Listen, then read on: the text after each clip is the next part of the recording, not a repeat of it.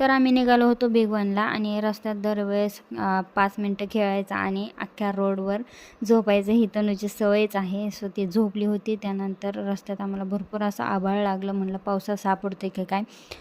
जवळपास पोहोचलो स्टेशनपर्यंत आणि तिथं गेट पडलं, त्यामुळे आम्हाला थोडाफार लेट झाला पूजेला. आणि इथे भूमिपूजन होतं, सो आमच्या हस्ते करायचं होतं माझ्या माहेरी.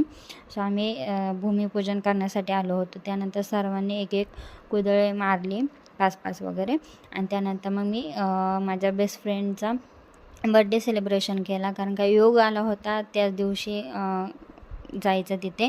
त्यानंतर घरी येऊन इथे कॉर्नर वगैरे साफ करून ठेवला, कारण का गणपती बाप्पा येणार आहेत आणि त्याची तयारी देखील करायची होती. आणि बरंच काही सामान वगैरे काढून ठेवलं, कारण का उद्या हरताळिका बी आहे आणि डेकोरेशन वगैरे करून ठेवायचं होतं. सो आदल्या दिवशीच मी सगळं सामान वगैरे काढून स्वच्छ